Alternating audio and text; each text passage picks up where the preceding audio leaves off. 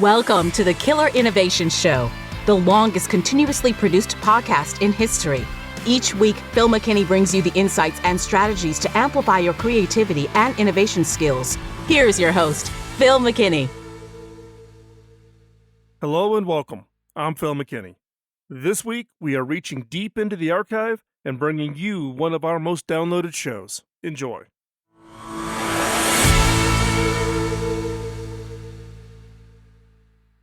Welcome to Killer Innovations. I'm your host, Phil McKinney. We are here in the studio. We've actually been here over the last couple of weeks now, which has kind of been unique. We're getting ready to head on the road. We'll actually be on the road for the next 4 weeks. I will be in Europe for 2 of those weeks, coming up here to take a little break, but also I'm hosting an event in London for about, 200 people or so. And then I'm back to the States, and then I'll be teaching an innovation bootcamp course in Silicon Valley, and then I'm off to the TED conference. So depending on when this show plays, those things may actually be in the future or they may be in the past. This is a show that we do what we call live to tape. We pre-record them given my travel schedules, and then they get slotted in to be broadcast on the radio show, and then to be reformatted into the podcast. So depending on when you hear this, if you happen to be in the area, if you're going to be at TED, or you're one of the listeners who is signed up to be in the Innovation Bootcamp course, look forward to seeing you there. And today's topic, I'm taking a step back and thinking about creative inspiration. What is it that inspires us to do what it is we do? If you're listening to this show, and I've built my entire career around creativity and innovation. And again, I always have to repeat this. One of the points that I constantly have to make and remind people of is that everyone is creative. Everyone. When we solve problems, we're using a uniquely human ability to look and solve complex issues. And we do this every day. Like making dinner and realizing that you're missing an ingredient for a recipe. What do? You don't throw it out or stop or cower in the corner.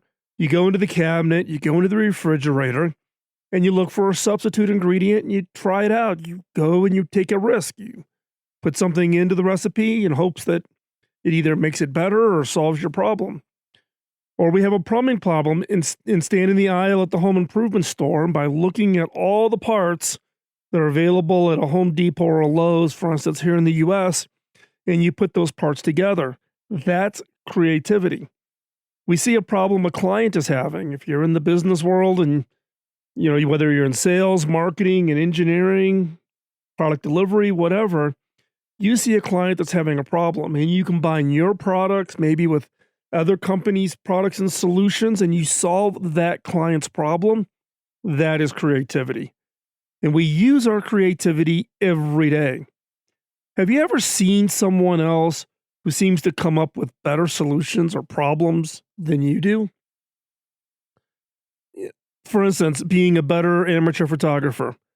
I have a coworker from HP, innovator. He still works in sales at HP. He's a sales guy, lives up in Minneapolis. And what's surprising is, one, he's a great salesperson. Clients just absolutely love him.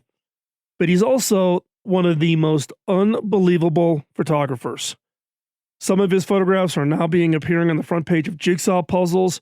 And a few times a year, his photographs are selected as the photo of the day by National Geographic. And I didn't learn this about Ernie until after I left HP and we connected on Facebook and Instagram. Then the light bulb went off on why he was always so creative in his job at HP. What people do outside their jobs creatively can be a spark for the creativity they bring to their jobs. Have you run into a cook who never looks at a recipe, but takes whatever it is in the kitchen and comes out with great meals? Or how about that guy at the home improvement store who everyone wants to talk to because he solves their problems with simple or elegant solutions? So why are they so much more creative than everyone else? One, they are inspired. Find something that piques your interest, a passion, something that drives them to go beyond to learn and experiment and continue their learning. In work, it's the corollary to the idea of your work doing something you're passionate about, you'll never work a day in your life. For instance, the guy in the home improvement store may have been my father-in-law. When he retired, he worked part-time at Home Depot in San Diego. When he was in the store, he would have a line of 10 people following him around, waiting their turn. Why? Because he is that good. He could help them solve any problem, electrical, plumbing, home improvement, laying floors, painting, it didn't matter. And he could solve their problems with simple, elegant, and low-cost way. Customers would call the front desk and ask if Dennis was working before they would make the drive over to the store. And why was he that good? Because he had put in more than hundreds of thousands of hours learning his craft, and it showed. What inspires you? One thing I've noticed is you can tell a lot about a person and their passions and inspirations based on, what you listen to. What is it you listen to from the standpoint of a podcast? So, for instance, if you listen to a podcast I listen to called Fro Knows Photo, it's by Jared Pollan. He's been in the podcasting world for a long time. But if you listen to Fro Knows, then you are wanting to improve your photography skills. Why? Now, there are a lot of podcasts that are out there that are, product reviews, etc. What's different about Jared's podcast is the fact that it's one of the best photo podcasts for instructional content, right? If your outside passion is photography, then you should be listening to Fro Knows, right? My passion is around audio, recording studios. I've spent 15 years building and improving and constantly upgrading, my studios in order to improve the audio quality. And I just love what I do when it comes to the podcast. If you're into dance, if you're into cooking or baking or crafts or whatever it is, we live in a world where we have this unending amount of learning and training materials and things that we can take advantage of that people before us just never had. And that's what's allowed for just this absolute explosion of people finding that creativity, finding that spark that's inside of them. So what inspires you? Is it photography? Is it recording audio? Is it creating electric dance music, maybe on Ableton Live? Or is it photography, doing video, cooking, dancing, whatever it is? What is it that inspires you? And what I've found is that passion, that thing that inspires you outside of work will actually come and have a huge impact on your day-to-day job, because having that creative outlook, in my case, this podcast, does have that ability to spark the creativity that you can apply because you're constantly exercising and working that creative muscle. If you do not have something that you're clearly passionate about, then go find something. Whatever that is, go find it. Now, I'm going to argue that one of your passions may be innovation. Why? Because you're listening to this show. If you're listening to the show, you obviously have an interest in passion, or you have an interest in creativity, or you're wanting to learn about other companies and how they do it and how they apply it. But you're listening to this podcast in order to enhance or increase or improve your own skills and abilities for innovation. And so that's your practice. That is listening to this show, is keeping that muscle for you. I would be interested in seeing what your podcast list of other things you're passionate about. Are people passionate about just one thing? No. Do you do innovation and creativity because it's work related, or is it something that you apply outside of work to do and create jewelry, or, like I said, take photographs, whatever it might be? So The second thing, we talk about inspiration, but the second thing is practice. You have to practice it. You can listen to it, but you got to practice it. And one of the myths is that people are just skilled at it. No, it takes practice, and it takes a lot of practice. So what is practice? Do I mean by you need to practice to become proficient at creativity and innovation? Well, let's take a look at the definition for the word practice. Practice is defined as one, to do repeated exercises for proficiency, and two, practice to pursue a profession actively. Right? So it's not just that you just learn a skill and you stop. It's something you got to continually do. Repeated exercises for proficiency. There is this myth that creativity and innovation is not something you can practice, and that is a myth. You can practice it and you can become proficient in it. Now, I've talked about this before and have given you what I do on a daily, weekly, monthly, and quarterly basis to practice my creativity skills. I do exercises every morning. At the end of the week on Sundays, I go back and look at what I did for the 5 days. Then every quarter, I go back and look at what I did the previous quarter. I'm learning what inspires me, what sparked the best ideas, what was it that maybe certain music I played in the morning generated more ideas. I'm finding what feeds me, and also I'm working on active projects. Some of these may involve some of my nonprofit work, like the work in Rwanda, Africa, or hacking autism. But I'm using problems that I have and I put them down in my notebook and I work on those, and that's part of my exercise, keep my creative muscles. Now, I'll put a link in the show notes over at Killer Innovations to that show where I specifically walk you through my daily, weekly, monthly exercises. Just so you know, it's from season 12 and it's episode number 18, but I'll have a link for that over in Killer Innovations, so hop on over there. So how much practice and exercise is needed to be proficient at something like creativity? Malcolm Gladwell, who's a reporter at the New Yorker and author of a bunch of books, Malcolm wrote an article for the New Yorker where he described a paper in a publication called American Scientist, written by two scientists, Herbert Simon and William Chase. This paper, produced 40 years ago, put forward a hypothesis about practice and expertise. Here's a quote from that paper. Quote, "There is no instant experts in chess, certainly no instant masters or grandmasters. There appears not to be on a record of any case, including Bobby Fischer, where a person reached grandmaster level with less than about a decade's intense preoccupation with the game.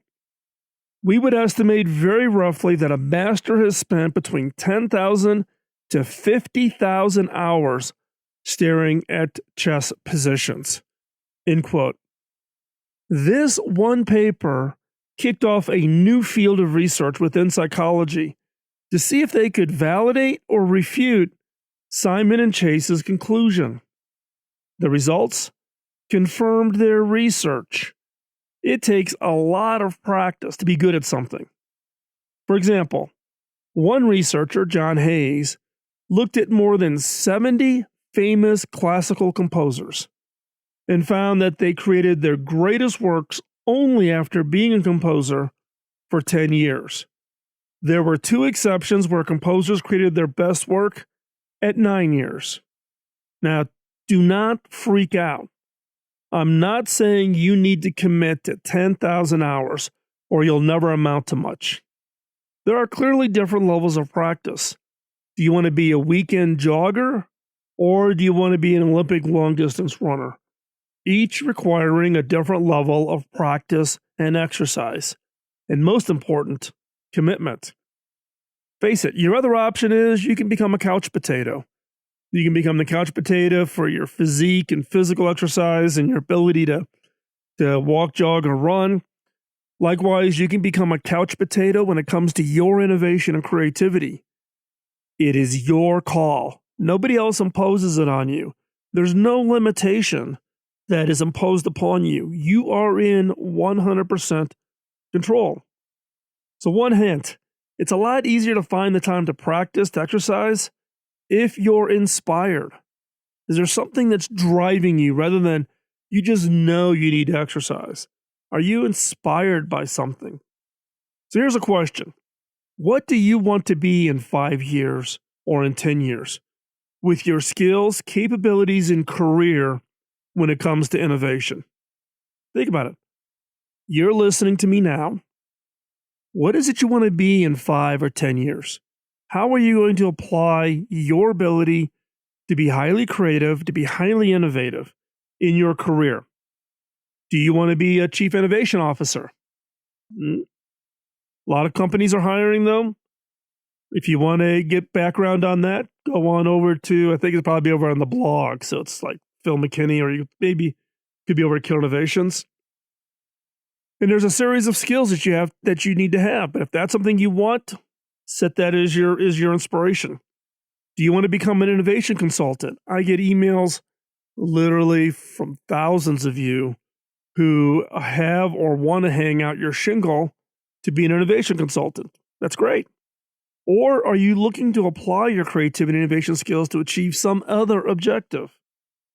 Do you want to find an idea that will lead to the next great cloud application? Then practice and exercise for that. Do you want to find that next great medical technology that saves people's lives? Then practice and exercise on that. It is in 100% your control as to what it is you want to do with your innovation and creativity. Today, if you talk to CEOs, the most requested skill set that CEOs are now recruiting for senior roles within organizations is creativity. They are looking to hire people that have highly tuned creativity as a skill set for them, because they need that human ingenuity, that human creativity to be brought into their organization in order to have that impact. And that is the critical skill.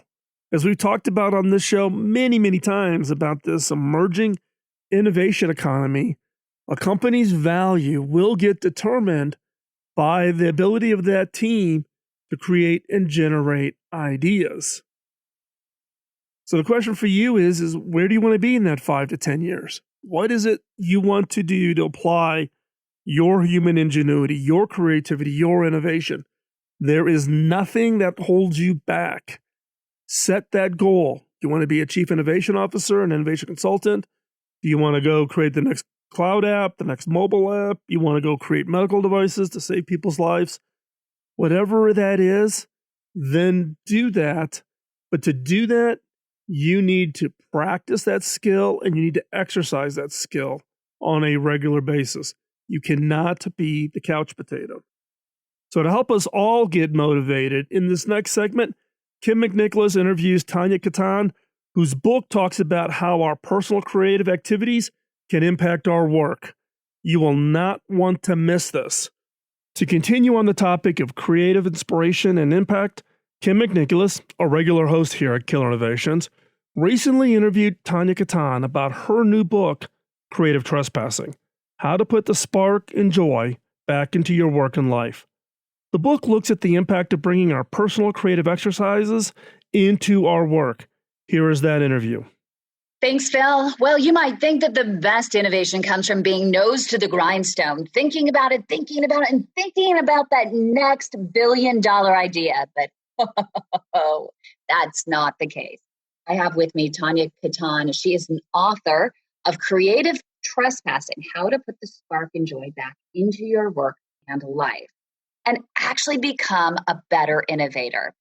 Now, Tania, you went from the performing arts into technology with a BA in theater. You worked as a curator in theater, and then you became a brand evangelist for a software company, Axosoft, to now you are author of Creative Trespassing. Now, I'm just thinking here, you may have found success in inspiring those technologists and workaholics in tech to get out from under a rock and find that freedom, and believe that it could actually spark greater productivity, creativity, and happiness. And that's why you decided to go off and write the book, because you realized, wow, this works.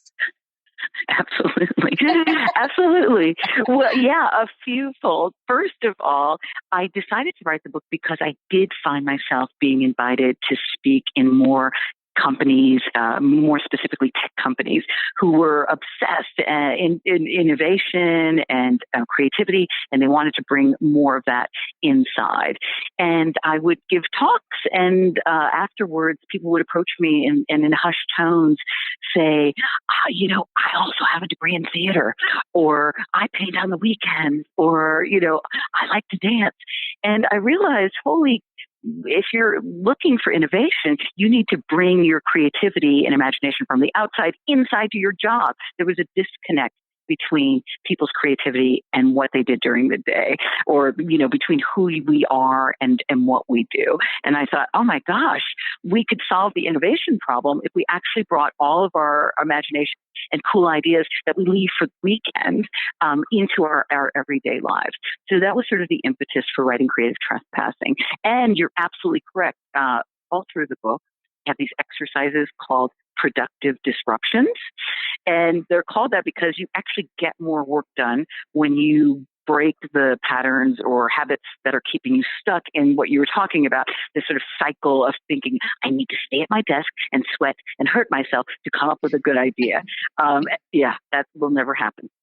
Can you give us an example of a productive disruption exercise that's in your book that you could probably share with us over the radio? Yeah, I mean, these are ones that, again, they can be anything from like a 10-minute email everyone on your team and say, we are going to take a dance break, or we're going to take a creative writing break. 10 minutes, meet us in the boardroom, and we'll come up with an idea. Somebody says, okay, the topic for this dance is hip hop. And then everybody dances for 10 minutes in the form of hip hop. And automatically, you've literally disrupted your neural pathways. You're thinking clearly, you're fresh. And then when you go back to your desk, you're going to have some fresh ideas. And in fact, there's actually a study I cite in Creative Trespassing from Stanford, and it's the walking and creativity study, where they literally studied that people who went for walks when they were experiencing like blocks in creativity experienced creativity 60% higher when they came back from walking. So this is, scientifically proven, as well as, my own practice is getting up, leaving the desk. I don't typically dance because I work by myself. So, it's an audience of one. They always say dance like no one's watching. You dance like no one's watching. I do. No one is watching. What was I thinking? I'm going to start today. I'm doing it right now. Can you see me? I'm cabbage patching.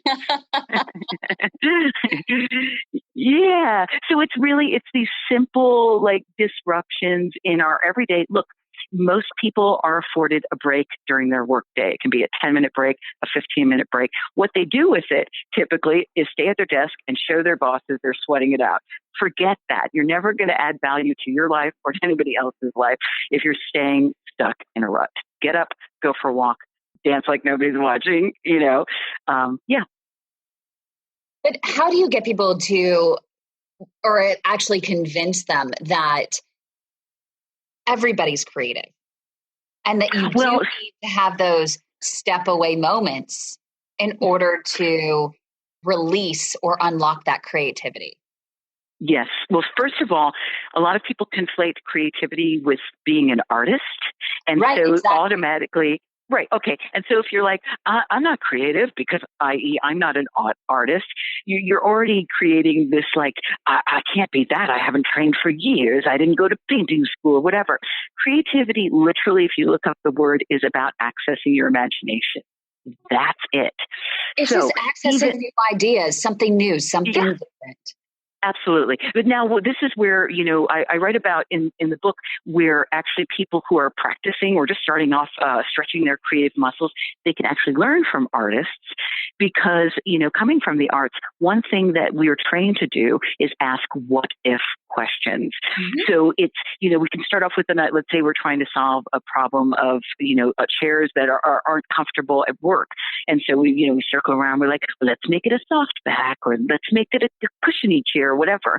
But if we start asking what if questions, we can ask really outlandish, wild questions. Like, what if it wasn't a chair at all? What if it was actually a microphone that was soft and we can sit on it and amplify? I mean, by asking what if questions, it allows us to go into the absurd and then find actually, solutions to pressing problems that work. I mean, we've already if you've tried the same ways of solving problems and it's not working, then give creativity a try and start off with a what if question. What are some of the greatest takeaways from the books that you hope that people ultimately walk away with and put into practice? Two things. One is that our jobs and the fields in which we work, they don't have to be uniquely creative or imaginative for us to actually be uniquely creative or imaginative within our jobs. That is true. I've worked in very traditional jobs and sometimes even rigid cultures, and have managed to bring in more joy and imagination, and it's actually added value to what I was supposed to do in my job. And the other reason and the other takeaway that I want people to have with creative trespassing is to feel like they are free even within the hours of 9 to 5. I want to create a creative revolution inside our bodies, minds, and cubicles. There. It's a big goal, but I think we can do it. I know your book hasn't been out for that long, but is there anything quotable from it that people have come up to you and said, oh my gosh, I'm going to use this forever? That's a great question because yes, it's been out for just a little bit now, and people have been writing and coming up to me because I'm speaking so much. And in fact, they're actually talking in full sentences and not sound bites, which makes me feel like we're on the right path. And they're expressing how they feel about reading it. So I have a lot of people who consider themselves creatives and or artists. And the book, is affirming to the fact that, oh my gosh, I've been functioning like this. I talk to my colleagues. I invite them to lunch and learns, even though we don't have sanctioned lunch and learns. I've been doing this for years, and nobody's been saying that's okay. I've just been doing it on my own. So those who fancy themselves creatives are feeling affirmed and also getting new tools for creatively trespassing. And then people who are like, I'm not creative at all, this is weird, are going, this is not that weird. And in fact, they're really loving. I mean, it's part memoir. I share stories about my own upbringing as an outsider, and I'd be hard pressed to say that there's one person who's not an outsider at some point in our lives. And so they've talked about the value in outsiders kind of bringing inside their interesting point of view. So everybody on all ends of the creative, non-creative spectrum seem to be enjoying and being inspired by creative trespassing.